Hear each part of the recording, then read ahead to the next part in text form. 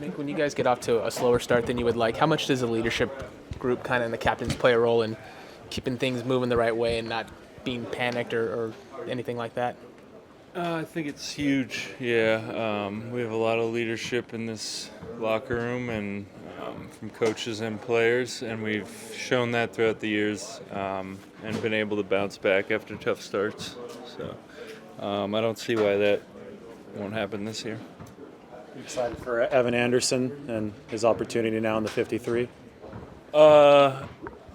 Yeah, he got bumped up because of Kevin. Nice. Yeah, no, he's played really well with his opportunities. He hasn't had many, but he's looked really good, and I think he's improving every week, so I'm happy for him. What play did you hurt your elbow on? It was Vikings.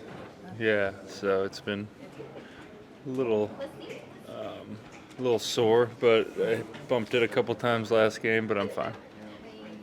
What do we see from Malik Mustafa? I mean, he's been going in there for pretty big hits. He looked great last game. I didn't notice as much during the game, but talked to my dad after, and he was like, Mustafa was flying around. And then I watched the tape, and I saw that.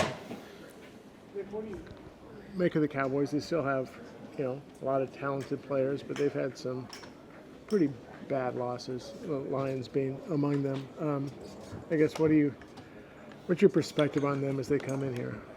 I think we're in similar spots.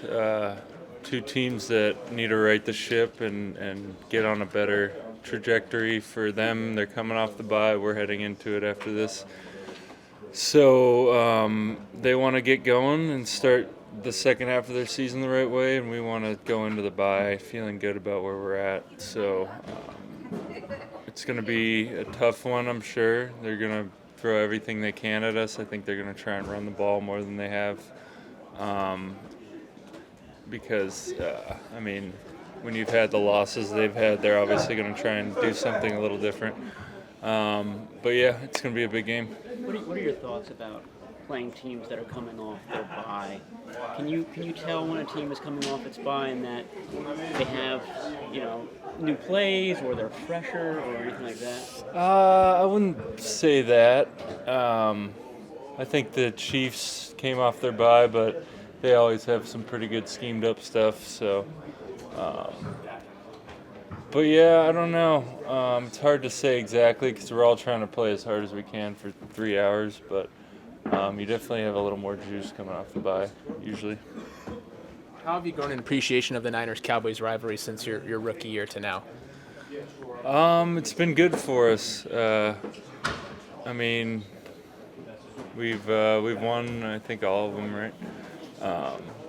So yeah, it's been good for us. Fred, after you watch the film, you feel any better about last week or any different?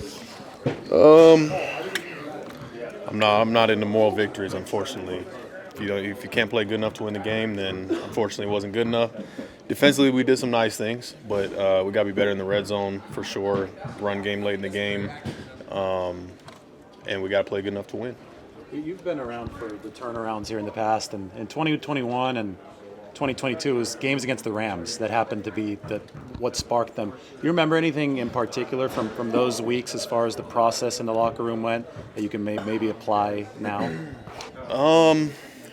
Man, it's been a long journey, boy. It's hard to even think back that short of a time. But what's interesting right now, and what I think about is it's good to look back and kind of reference those sort of things. But every year is different. Every situation is unique, and I think about what our team needs right now, and that's what the process of going through it right now is, and trying to figure that out. But it's not these grandiose fixes, that people probably think is going on, kumbayas or whatever you want to call it. It's just, small differences that make small changes that make the biggest difference.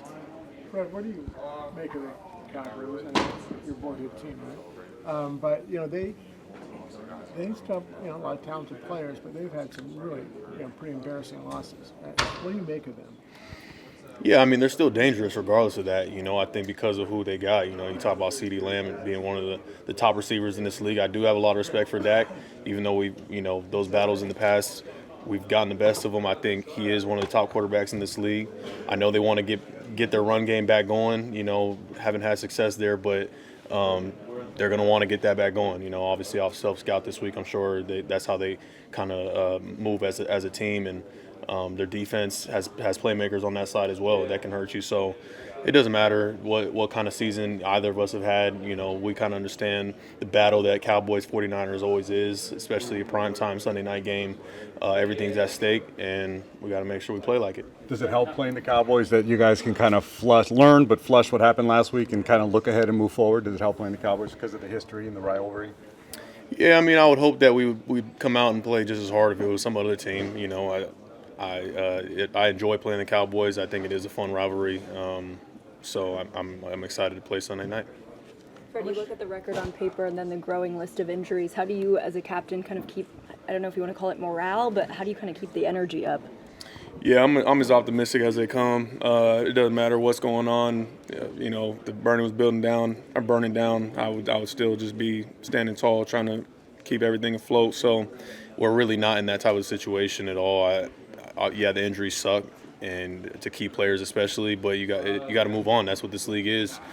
It's violent, and people get hurt, and it's a next man up mentality. So a lot of young guys are getting a lot of reps that they probably wouldn't have, but that's just what it is. And we got to figure out ways to win games. Well, kind of following up on that, Fred, your rookie class hasn't necessarily had to contribute much in recent years. This year, obviously, more so because of those opportunities.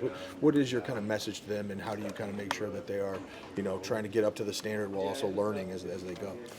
Yeah, I mean, I really haven't had to say much, which has been unique, honestly. I think this has been one of the most ready groups of rookies that we've had, and yeah, I mean, it's interesting because we haven't had rookies that have needed to be ready to go, but now since they do have the number called and they are ready, it's good, and just got to continue to grow and get better every single week.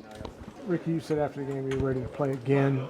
The next morning, were you like, I don't know about playing again? Maybe I spoke too soon. The next day I felt a little sore. Yeah, I had a little neck soreness. That was really all I was feeling, but probably just because I haven't received contact or any kind of type of punishment since. So.